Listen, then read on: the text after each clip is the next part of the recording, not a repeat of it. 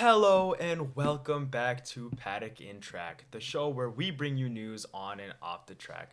I'm joined, as always, by my co-host Max, Hey guys. and today we got two races to cover. Oh yeah. So let's get right into Monaco. Yeah, well, as usual, Monaco was pretty much a mostly boring Grand Prix. Yeah. But the beginning was quite interesting, as well as the ending, I suppose, Yeah. especially if you're a Charles Leclerc fan. But Yes, I think yes. all of us can feel happy for him winning definitely. his home Grand Prix after so many times with like problems with the car and problems with strategy. So I did definitely think it was good for him, a well-deserved win. Definitely him in Monaco. Not so much maybe in Canada, but we'll get to that later on. Yeah. So, to look at the qualifying, Leclerc, of course, as we said, had a very good qualifying. Started on pole, which is great for him, especially in Monaco. It's so hard to overtake because the track is so narrow that it's really important that you are able to get early, get in the lead. So starting on pole gives you that advantage going into the first couple corners. Yes, definitely. As well as honestly throughout the race, because not much overtaking happened during this race. Mm-hmm. Very good qualifying too from both McLarens, as well as the two Ferraris. But Yes. Piastri qualifying P2 ahead of his teammate, Norris down in P4, and Sainz between the two McLarens in P3. Yeah. So really good raw pace, it seems like, from the McLarens. And the Ferraris do seem to be doing good at this race. Yes. It seems like the performance has been kind of up and down, like we'll see once we get to Canada in a second here. Yes, but I don't think this is a great indicator about pace. That's only true. because that it's Monaco, and Yeah. I think it solely relies on qualifying. If you do a really good qualifying, you're probably gonna be set for that position in the race. Yeah. And then Verstappen down in P6. So definitely not what Red Bull wanted, especially considering that Perez is all the way down in P16. Yeah. Didn't even manage to make it out of Q2, or Mhm. sorry, Q1. As we But see, also- Logan Sargent making it ahead of. Yeah, ahead of Sergio Perez. So not very good for Red Bull at this race. No. The two Haas's were disqualified from qualifying now, and were forced to start P19 and P20 because they had I think there's essentially some miscommunication that happened within the team, and so their rear wing was not sort of up to the standards of the FIA, Yeah. and so they're disqualified. So not great for Haas to start out this race. Definitely not what they would have wanted. Well, getting right into the race, we see right away that Perez's Red Bull gets completely destroyed by Kevin Magnussen. Yeah. Well, it's essentially Magnussen tapped Perez, and he went flying into the wall. Yeah. And it was like a huge impact that he hit like two other walls and crashed into Hulkenberg too. Yeah, it was kind of a silly move from Magnussen. Kind of coming up the inside of Perez where really there wasn't no space for him. Yeah. And there was time when he could have backed out, and Magnussen just did not back out. So kind of a silly move from him. I don't think Perez was really at fault in this case. No. And Hulkenberg was really just an unfortunate bystander. Yeah. Yeah. And so that eventually led to both the Haas's and the Red Bull. Yeah, Yeah. coming out. So luckily, all the drivers were okay, especially Perez. That was a really big impact. The car is probably not very good. Most likely, a lot of it is very damaged. I don't know if the chassis was damaged. Yeah. But really big impact. That's a lot to repair for them. Definitely. Assuming, but they're also Red Bulls. So they probably have a spare car on hand. Yeah. But that incident did lead to a full stop of the race, a red flag. Yes, was it? Yes. a red flag. So that at least for some people it was nice. Lets people change tires if they wanted. Of course, they were only one lap into the race, so you really didn't need to change tires. Yeah. But some of the soft runners were able to get off those softs. So that was, I suppose, good for the soft runners. Yeah. Otherwise, though, it was also good for Gasly, and really, you know who was the best for it? Was Carlos Sainz. Yes. So we'll get to Gasly, why this kind of helped him too, but this was really great for Carlos Sainz. So Sainz, of course, as we said, started up in P3, but he had contact with Oscar Piastri going to turn 1. And he got a puncture from that Yeah. and had to run off the track to get out of the way. Yeah, so the once you get a puncture, the tires don't really want to turn as much anymore. Yeah. So, he essentially just went straight off the track. He didn't hit any walls, so he was Yes. alright there. But yeah, he went straight off, and They so moved him down all the way to P. Well, he was basically 17. last Yeah, he place, was basically last place at the and so, but the way that the red flag rules work is essentially wherever the red flag is waved, that's when the race is stopped. So they take the data from, like, the most recent point that they can, but the most recent point that they had was probably when the cars went through sector 1, which where Carlos Sainz was still in P3. Yeah, so this played into the hands of Carlos Sainz perfectly. He's able to pit, get new tires on the car, and come back up to P3. So super, super great for Carlos Sainz. Yes. Well, not even. Well, actually, this was before the incident. Yeah, before the red flag occurred. Ocon runs into Gasly. I mean, just such a stupid move by him. It was. I don't know what he was thinking, because, like, they were coming into a very tight corner. Of course, they were going right into the tunnel. So that would have been, I believe, like turn 8. And he just, like, there was no space for Ocon to move. He's, first of all, like, he shouldn't be attacking his teammate as aggressively as he did. Yeah. But then he makes the turn, and then just, like, essentially he ended up sort of on top of, like, the back end of Ocon was essentially on top of the front end. He kind of popped over the front end and Gasly. Then landed on the ground, essentially giving him too much damage. And then, yes, he eventually did retire from that race. Yeah, so Ocon ended up retiring, and it was like, why would you... The move was just a silly move to make. Yes. It was not... I feel like he wasn't really thinking about it or something. But then, of course, this helped Gasly. The red flag helped him. He could repair... If he had some damage, some small damage, he could repair that, change tires if he need to, if he got any kind of puncture. Yeah. But then this also led to, essentially, threats. Well, sort of like a threat that Ocon would not be racing in Canada. Now, we saw this ended up not being true. But Ocon released a statement on his Instagram that was like, people are like making fun of me. Well, yeah, he was like questioning my character, and it's like, I mean, yeah, that's probably true. And to be fair, he doesn't necessarily deserve like people like being too aggressive towards him. I think half the aggression is unfair to him, but also a lot of it also he deserves as well. Yeah, some of it is warranted, to be fair. And he even his apology, he wrote an apology and he apologized to the team, not Pierre specifically. Even when he did apologize, it was sort of like a half apology. Yeah. It's like, yeah, it wasn't really my fault.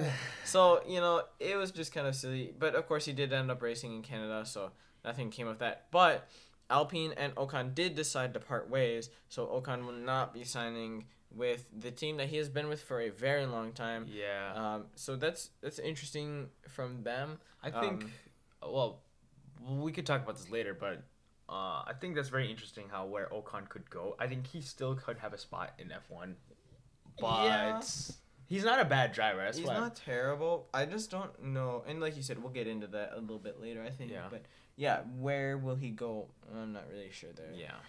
And then looking towards the rest of the race, again, really the middle of the race was very unexciting generally.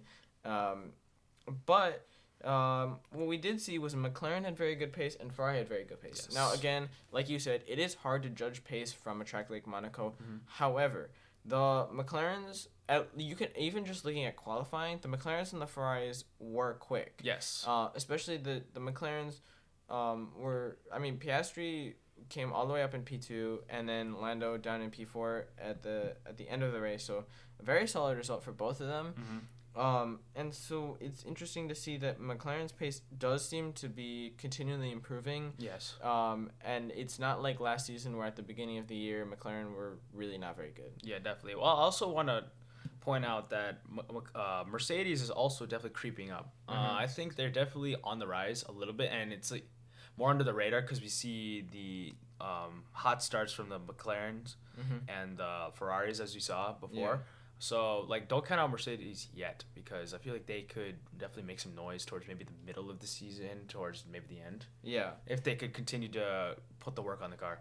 Yeah. Well, and I think another thing that's really interesting to see is comparing to 2023 Monaco, the McLarens were nowhere near, right? They were nowhere near the point that they are now. Yeah. So like we could see McLaren. So Norris finished P9, and Piastri was P10. So and they're both a lap down that race. So comparing these two races, only 1 year apart. I mean, of course, the car is different, but you could see that the McLaren has really done a lot to start out with a better car and then do bring upgrades quicker.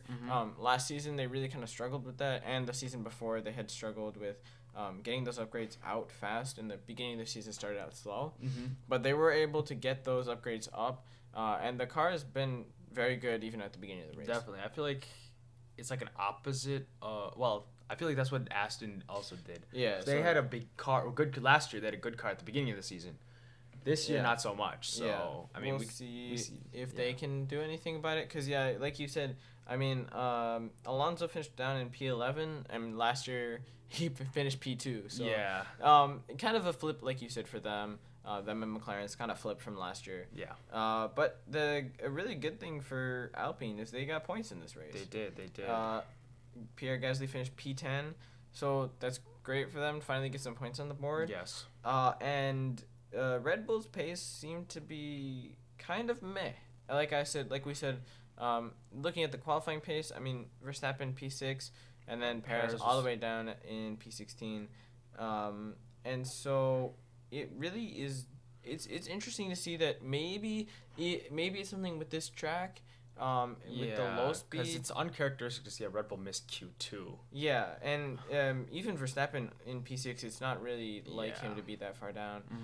When we saw his lap last year was very impressive. His pole lap, especially in Sector 3, he really pulled out something pretty magical. I think in last year's qualifying, and this year really he was not able to link that up together. No, definitely not.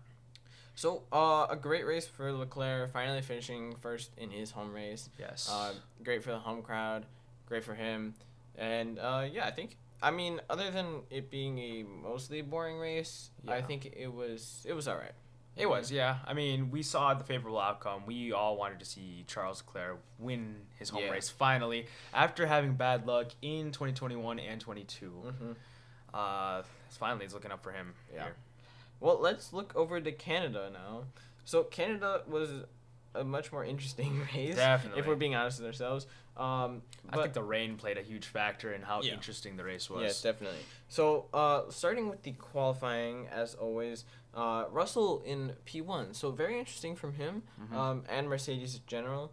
Hamilton down in P7, so it doesn't seem to be like Mercedes is very good here. I mean, they're not terrible, but they're not like they're P1 and 2 or something like that. But very good pace from Russell. I mean, he out-qualified Verstappen, so he's very strong qualifying from him. And the two McLarens coming up right behind those two in P3 and P4. As we see, the McLarens definitely maybe have the second best car here. Definitely. Or maybe the first. We don't know yet, but still. Yeah. And then Ricciardo, a very good qualifying for Ricciardo in P5 in that V-carb. Sonoda down in P8. So both of the V-carbs did make it into Q3. Yes. So pretty good job from them. As we see the Williams, Alex Albon also making it into Q3. Just barely. He did not do very well in Q3, if we're being honest. Obviously, P10, it's not great. But also, interestingly enough, Logan Sargent in P13. Yes. So he made it into Q2 and was not last in Q2. No, he wasn't. That's an interesting thing. Maybe Williams was a little better. Maybe Williams was a better. We did see Albon get to P10, and so really good job by the Williams, who seemingly seem like dead in the water. At this point. And then a big switch, sadly, for Ferrari, as Leclerc and Sainz are P11 and P12. So really, really not good for them, especially coming off that win and the P1 and P3 in Monaco. Definitely not what they would have liked to see. Definitely not. So then, interestingly enough, both Haas's decided to start on wets. So now Magnussen in 14th. And Hülkenberg down in 17th. So both of those cars starting on wets. It really worked out for them in the first couple of laps. It really did. We saw Magnussen go from, what was it, P4? Yeah, he went from P14 all the way up to P5 or 4. I don't remember. I think it was one of those places. P4. He did get into the top 5, and that was an insane run by them. We saw also Hülkenberg get up to P7 And it really did work out for the Haas in the beginning, but the track did start to dry up a bit, favoring the Inters, and then the luck didn't really hold up after that. Then they had to pit, and I think that really kind of ended up messing up their strategy. They had to box for Inters. I think it really then when a safety car came out later, it was kind of a weird time. Like, do they pit? Do they not pit? So I really don't think the wet strategy ended up working out for them. No, but it worked for like the first like 6 laps. The Haas were flying up the track. Yeah. While the other drivers were sliding on the Inters because it was really wet. Perez did tap Gasly on like the first corner. And we forgot to mention that he also missed Q2 again. Yeah, so Perez done in P16. Yeah. Again for the second race in a row. Yeah. And again, so early, like, it wasn't a very big collision, but he still did hit Gasly, kind of hindered Gasly's race more than Perez. So it seemed more of from the review, it looked like, Perez kind of could have backed out and chose not to. It could have also been Gasly kind of coming across the track. It was a little hard to tell from the camera. Yeah. But, so it was not a great start for either of those two. And then this is where the trouble for Ferrari gets worse. Yeah, so Leclerc, supposedly, they never really said what the problem was, but he was having engine problems. And they tried a couple things. Nothing seemed to work. No, they didn't. He was losing time on straights, and that is definitely due to the engine. But, it was not really great for Leclerc. Yeah, and another person who this race was not very great for was Logan Sargent. Yep. He kind of just... There was this one... I don't know exactly which corner it was. I believe it was after one of the chicanes. Sargent does lock up, and he has to... Yeah, he just goes off the track. Yeah, he just went straight off. It was kind of a... I'm sure it was wet, and he probably just got off the dry line a little bit, but a little bit of a silly mistake for him. Something he will not be happy that he did. Yeah, no, definitely not. If he goes back and watches that, I'm sure he'll be kicking himself for that one. Yeah, definitely. We did see, as we said before, we saw an early pit stop from Magnussen switching to the Inters, and that really just lost all his places. Yeah, at that point, it was kind of over for Haas. The early dreams that they had, kind of over at that point. Yeah. And then Inters started getting pretty hot. This is sort of a consistent thing we started to see until the track got dry enough for softs. Those Inters, they don't like being super warm. Unlike the slick tires, who they really love being warm. The Inters and the wets don't like being warm, so the drivers are being told to cool their tires. So essentially, especially on straights, really is where they would go off the dry line, get into the water, cool down those tires, and keep going. Yes. So that was it was interesting playing the strategy there, see who could manage their Inters the best. And then Ricardo was given a 5-second penalty for a false start. Yeah. It didn't. I wasn't sure on this one. It didn't really look like a false start to me. It didn't. I don't think much was covered on that start. Yeah, that's true. So it really wasn't much to see. So I don't really have much comment on that. And he did get that 5-second penalty for that false start. Yeah. So then we see that Lando was catching Max in the Red Bull very quickly. So Max had been fighting with Russell at the top for P1. And then Max had fallen back a bit. And while he was falling back, Lando was catching really quick. Lando and Oscar were essentially trading off like fastest laps. They were. And Lando was catching up to Max very, very quickly, which is interesting to see. Again, like you said, is McLaren the first fastest car here? It's tough to say because, of course, Lando did not end up winning. But they do look very strong. Yes, but they could be the fastest car, but maybe a little bit, because we also can't count out the skill of Max Verstappen either, because he right now is the best driver in the world, so he could be the one just navigating past me, maybe being the second fastest car or like that. So it does come down to driver at this point. Yeah, but then interestingly enough, Lando does pass Max. Yes. Once he catches up, they both get past Russell then soon after, and but so it was very interesting because I think Lando does seem to have the pace to beat Max Verstappen and to take it to Max Verstappen. I mean, we could see, of course, he did win in Miami, so there's something to say for that. But I do think it is hard to tell at this point still who has the fastest car. And then again, like you said, does it just come down to the fact that Max Verstappen is probably the best driver in the world right now? Yeah. It's hard to say because, like, Perez is not performing well. No.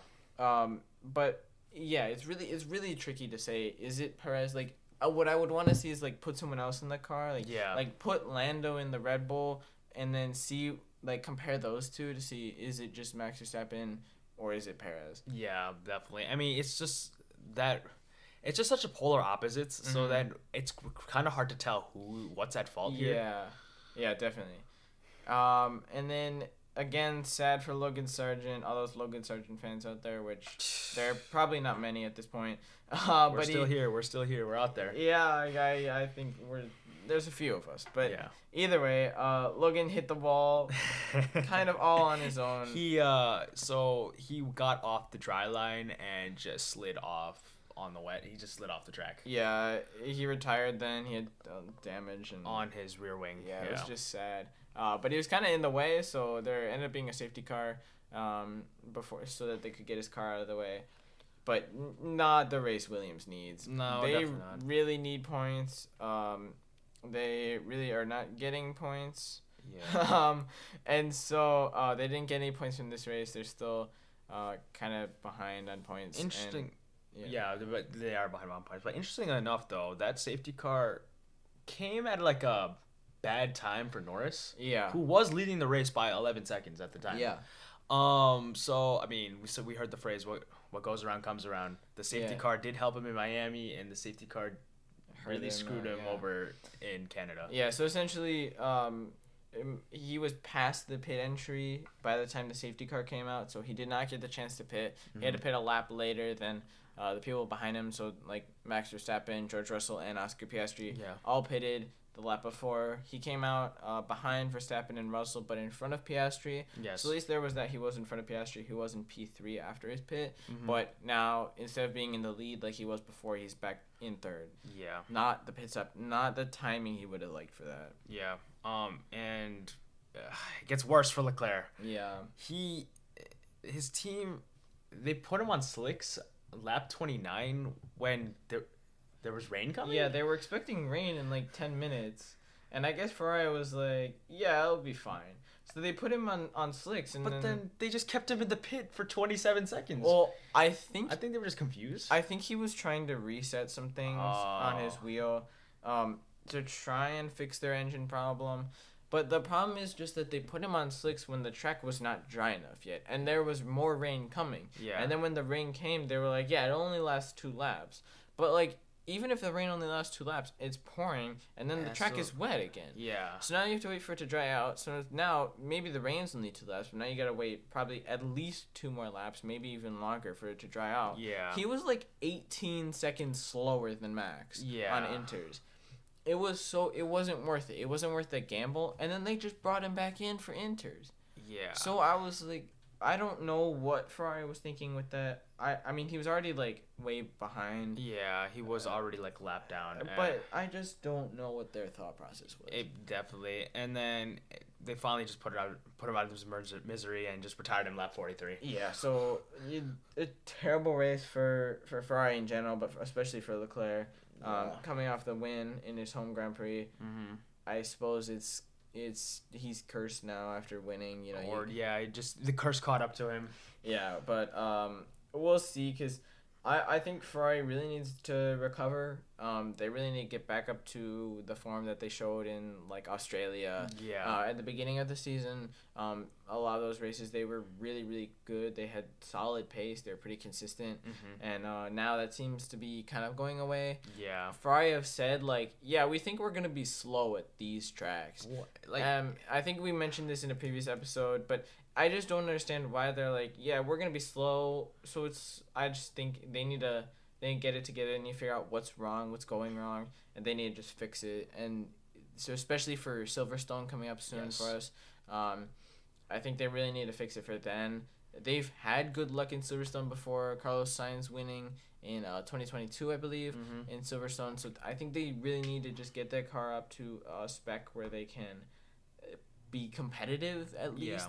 Yeah. Because clearly in this race they were not. They were not, definitely not at all. We will see in a bit what happened to Sainz as well.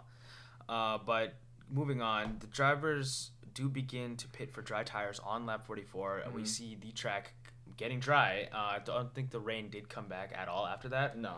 But Lando decided to stay out though. He did. Very bold move from him. Yes, he did. He was one of the only drivers on Inters. Yeah, he stayed on extra like 2 laps, I think. Yes. Trying to build up some time, a bit of a gap on Max Verstappen to essentially overcut him. Which he did, but it wasn't he came out ahead. He did come out ahead, but his tires were not warm at all. And so the track right at the exit of the pit was pretty slippery. Yeah. So you could see Lando's kind of like wiggling as he came out of the pits. Yeah. And Max is able to get past him pretty easily there. And he was. I think Lando had good pace still, but he wasn't able to take the fight to Max. No. At towards the end of the race. Yeah. And then we saw Perez crash, and his rear wing started to fall off. Yeah, they investigated it. I think Perez was given a 3-place grid penalty for the Spanish Grand Prix. Yeah. So since he ended up just retiring the car, they're not gonna give him like a 5-second penalty. But essentially they gave him the penalty for driving when the car was unsafe to do so. Yeah. Mostly because if that parts of the wing or the whole wing were to fall off, that creates an unsafe condition for everybody else on the track. And so that's obviously not great, and they gave him that penalty, so that hurt him for Spain. So how does that work? I mean, he could still drive the car. He should have just sat there and like waited. Essentially, yeah, he should have pulled off to the side and then waited for the marshals. In a place where, because the car was still moving, so he should have parked it essentially in a place where it was safe to do so. He wouldn't hinder the racing that's going on, but he shouldn't have. Perez essentially took the car back to the pits, which is better for Red Bull in a sense, but it's not safe. So yeah. And then we see that Sainz spun and took out Albon with him. Another one of the cases where they probably just got off the dry line, and then it's just on the slicks. You just have no grip in the wet. They both do end up retiring from the race. So both Ferraris, both Williams out of the race. Yeah. Albon, unfortunately, was kind of a passenger in that conflict. He really didn't do anything wrong. One could argue that Sainz could maybe have done something to stop the car before he hit Albon, but it's hard to say. Yeah. If he was like on the brakes or anything like that, it's hard to say. And then Piastri, right towards the end, was losing the DRS from Lando Norris. Right towards the end of the race, which helped both Mercedes to get close and eventually pass him. So not good for him. No. He was up in P3 and then went down to P5. And so it wasn't great, though. There was a weird little conflict between between Piastri and Russell. Essentially, they were coming into the final chicane. So that is like turn 13 and 14, and going into turn 14. Both turns actually. They were essentially side by side.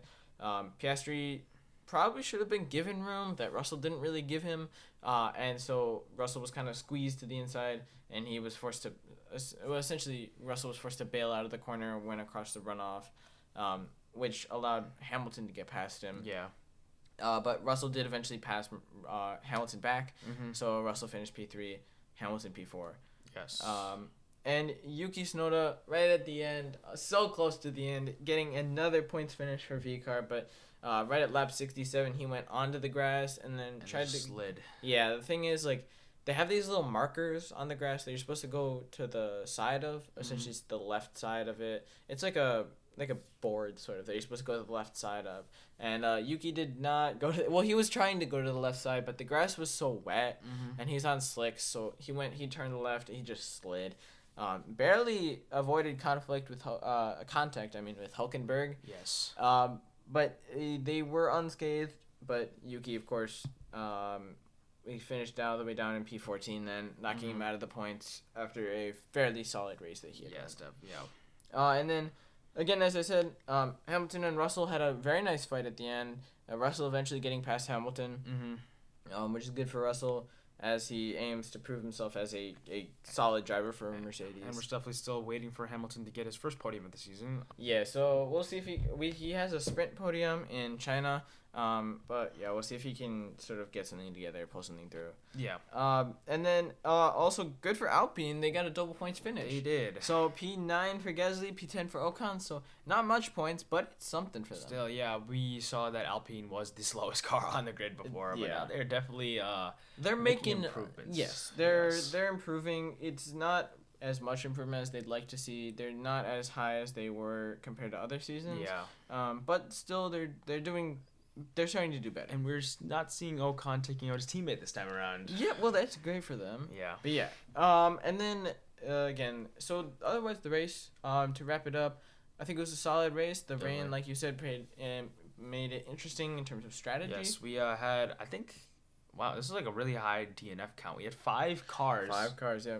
Not finished, including 2 entire teams. Yeah, so not a great race for Ferrari and for Williams. Mm-hmm. But otherwise, I think definitely McLaren will be happy with this race, and Verstappen at least will be happy with this race. Yeah. And then looking down, a little bit forward here, but Tsunoda and Perez, to go with the Red Bull family here, have both extended their contracts. Yes. Now, Tsunoda makes sense, right? I expected him maybe to move somewhere else. I could still see a move to Aston for him in 2026 when they get the Honda engines, but him staying with VCARB for now makes sense. I think that makes sense. Definitely. But Perez's extension is a little more curious. Yes, as we see, Perez only has 4 points in the last 3 races. Yeah. We've seen this trend in also last year as well, where we saw he do good in the beginning of the season, and then towards the middle, he just drops off. Yeah. So it'll be interesting to see if he can do something here. I think he needs to prove to Red Bull that he is the right guy. Yeah. That he is the guy for the job. Because I don't know. I think they're kind of locked in at this point. Yeah. They might have options to pull out, but probably they don't. So we'll see. Red Bull's probably kind of stuck in there with that contract. I think, is Perez the right option for them? Well, I mean, you're going to look at the standpoint. I think I've mentioned this before. I mean, who's the best teammate to Max Verstappen? Who's going to stay out of his way? That's true. Yeah, Perez is not somebody who's going to challenge Verstappen. He's not going to challenge Verstappen at all. He might just cause chaos for other drivers on the grid, but not his teammate. Yeah. So that's definitely something we need to see going forward. Yeah, and we are almost done catching up with these races, so we will try to get a couple more episodes pumped out to you guys. So, like, next week, we might try to get to Spain and Austria. Yes, so I hope you guys enjoyed the episode, and we'll see you for the next one. Goodbye.